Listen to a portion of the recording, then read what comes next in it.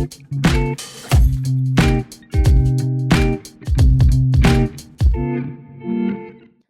there. Welcome to Bible/Chat. Kevin, hello. John, how are you? I'm excellent. Good. Good. We've had a busy weekend. Yes, lots in the news. Yeah, it's a lot going on in our country, Yeah. and we thought we'd do a little special bonus episode Yeah. today. I was very young when the attempt was made on President Reagan's life, so some of the things that are happening now are really they haven't happened in a couple generations. Right. So what we want to do is maybe just discuss. I'm hoping to like talk through this. We can both interact Hmm. about it, but just how the church should respond to the situation of the attempted assassination of Donald Trump. Like, how do we deal with that Yeah. in our own minds, and then as a church, like corporately, Yeah. what are some thoughts about how to move that direction? Yeah. It's a good question because I was weeks before this happened. It was in the news that maybe there would be an assassination attempt Yeah, because obviously he's a stronger candidate, yeah, in different ways. But it is a weird thing to be in this position now where the attempt was made, and now the unfamiliar part is where does it go from here? And so totally. it's a great time to talk about this. And I think one thing that I do initially is just to look at what happened, Yeah, which yeah, is it's helpful. realizing, the scale of of occurrences that had to happen for this to take place Yeah, shows a pretty deep issue. I yeah, mean, to be someone who's so aggressive, who goes to try to assassinate a former president of our country, a former yeah, world ruler. There's a lot going on. I think what comes to mind is just how fragile our country is. yeah. It's a good picture of a lot of deeper issues. Mm, And to realize, okay, our country is fragile, and biblically to look at that, okay, God has put us as the church in a fragile country, yeah, and one of the historically strongest countries in the world. But here yeah, we are, and people have talked about division for a long time, but to see biblically, the only way we really have true unity is unity in the truth in Christ yeah. under His rule, Mm, and knowing He is the King of Kings, and that this is the effects of sin yeah, outside of His rule. It's helpful to see that and realize, okay, we are our own little ecosystem in this greater thing called the United States, yeah, and what ought we to do? Well, I think one thing is what we were talking about a little bit before, with realizing that the church ought not be divided yeah, based on this issue. yeah, Like, we can have discussions and there's all sorts of things to talk about, but that ought not split the foundation of Christ, yeah, because Christ isn't divided. yeah, And so realizing, okay, our only unity, and the only unity that our country could ever even hope to have, is in Christ, yeah, in submission to Christ. And so if we are divided by yeah. this, that's a huge danger. So Yeah, that's helpful. I think like politics always feel divisive. An event like this yeah. obviously like just heightens that division, that sense of division. I was thinking about what you're saying about being fragile. I mean that this has happened through the course of American Hmm. history. There are multiple presidents who have been presidents or former presidents who have been shot, Hmm. or attempts on their life have been made, and that's so like there have been periods of fragility that our country has gone through. And yeah, like you're saying, like the church needs to know how to respond to Right. that properly, and we want to be very cautious in how we interact with Yeah. that. What's interesting, to take a note from history with JFK, when JFK was assassinated, the response afterwards, because people were so destabilized, Yeah, is they reached for the lever of, giving the government a bunch more authority and yeah, things like that, and pulling the lever out of panic, and putting in place some policies that are still damaging. yeah, And to see, but that was actually a hard issue of people who were so in search of a foundation yeah, that they just gave it to, for example, the government. yeah, yeah, And it's like, well, Christians ought to have a more holistic look at this, yeah, where our, even in 1 Peter 3, people ought to ask us about the hope that's in us, yeah, where exactly. we ought to be stable Yeah, through all of this, through complexity. Yeah, because Christ is king and Christ is the ruler. And that's not insensitive to anything that's going on, yeah, but just to know, okay, our foundation is firm yeah, in the Lord. exactly. And so we don't need to be panicky or Yeah, angsty or anything. We can mm, be sober minded yeah, and look at this and say, what would God have us do? yeah. in a response. So Yeah, that's super helpful. foundationally, those are some things to Yeah. get the conversation started. Yeah, that's super helpful. So like even in even in those statements, like that first primary tier, we're saying Jesus is the King of Kings. Mhm. So it isn't about Trump or Biden, any of these guys. It's actually the reality that God is sovereign over all Mhm. these things, like the path of the bullet and the Yeah, sniper being there and not being noticed totally. or not being taken out prior to shooting and all of those things that could have happened Yeah. but that didn't happen, that allowed for this injury to take place on Donald Trump. Mhm. All of those things are actually under the sovereign care of God. So God has a plan in all of this, and Right. that plan we know is ultimately good. Right. So we're going to rest in the goodness of God in that Yeah. reality. Yeah. So that's the first kind of thing you said, and then second thing there is very interesting, like how our how did you phrase it? Like how our stability is found in that, Mhm. not in the political world, Right. which actually is super helpful, I think, for Right. us to think about. Right. So if our stability is found in the goodness of God, His authority over everything, His kingship over the world, how does that influence the way that we view these political events? What does that? Yeah.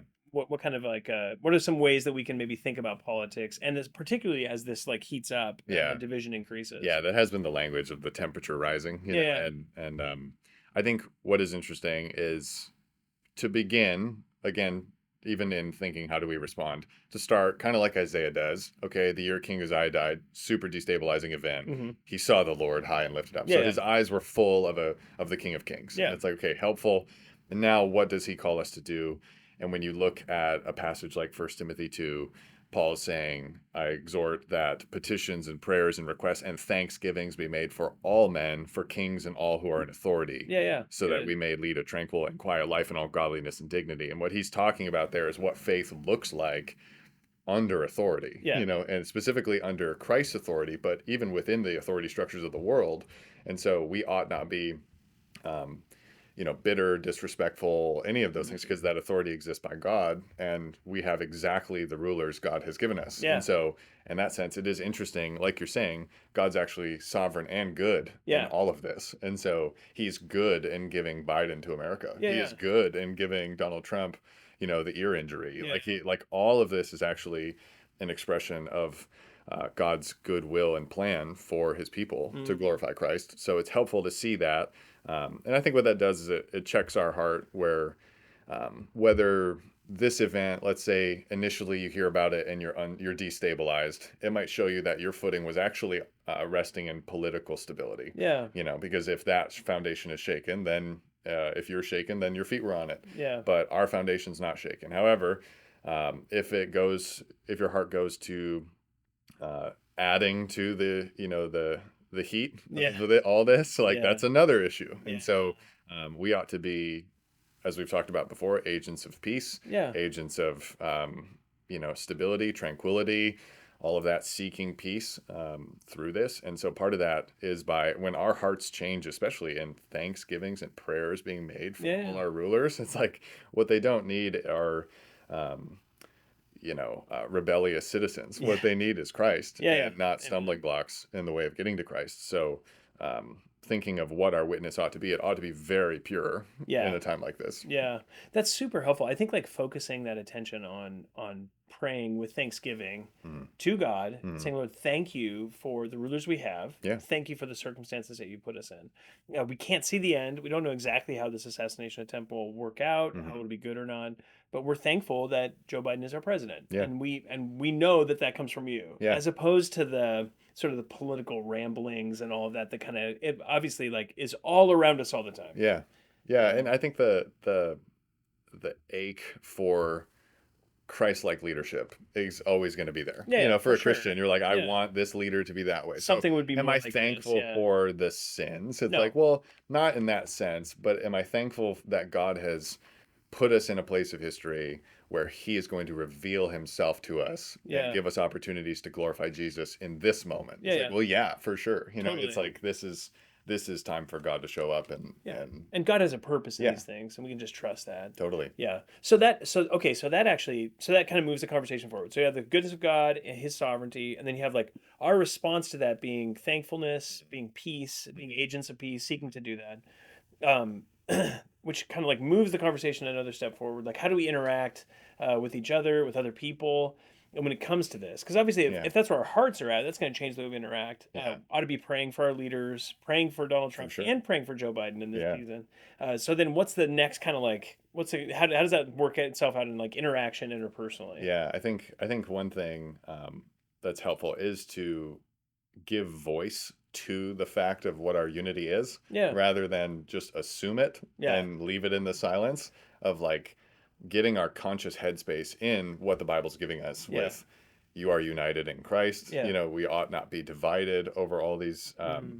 over these kinds of things. Now, if somebody has a political ideology that does not line up with Christ, Yeah, it's like, okay, well, then we have gracious and gentle conversations, patience, all of yeah, that. That's fine.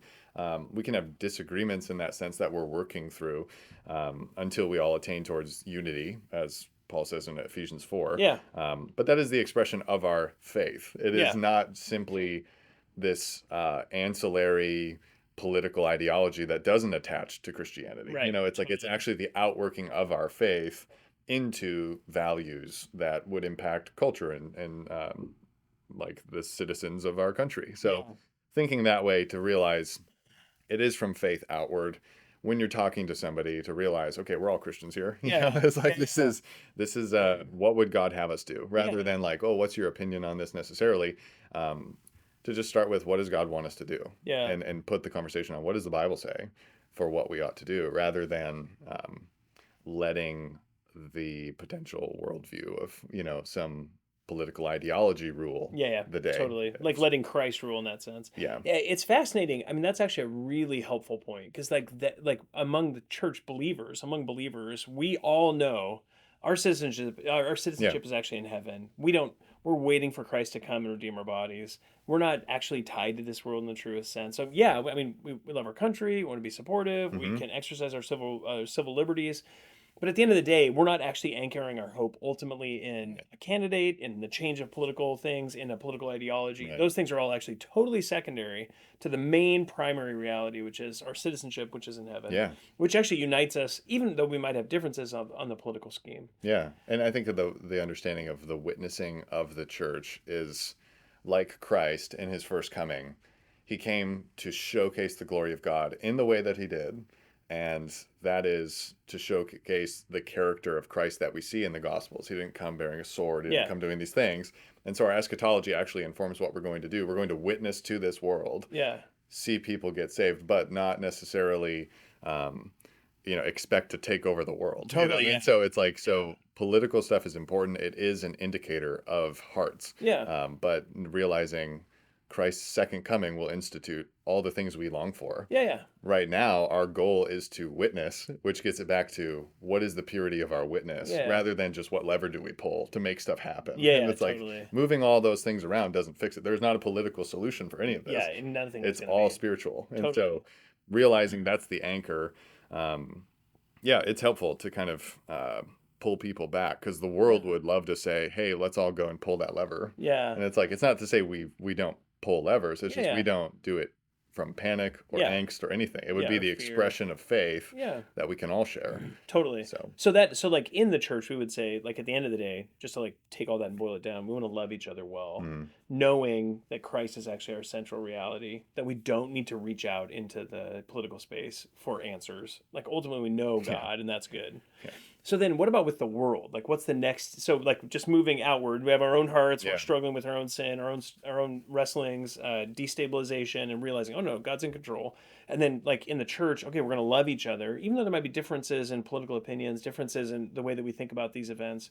We're going to love each other knowing that our most uniting principle is totally intact. This has no bearing on it and those things are all external to right. us. Then move one step out from that. How do we interact with the world when it comes to these issues? Yeah, yeah. I think on a ground level standpoint, it's going to be different depending on what state the maybe a person, your neighbor or something is Yeah. in when they come to you, if they're anxious or they're angry, or Yeah, yeah. those are different people. But I think what is helpful is back to the witnessing idea. In First Peter 3, Yeah. it talks about evangelism, and it's not we'll go around and bark the gospel at people or Yeah. all of that. It's actually the demonstration of your life that Mhm. is the first thing that turns their heads, and then they come and ask you what is the reason for the hope that's in you? Mm, And it's like, this is actually a great time yeah. for that kind of thing to shine Yeah. because a lot of people are angsty and a Yeah. lot of people are looking for the lever to pull.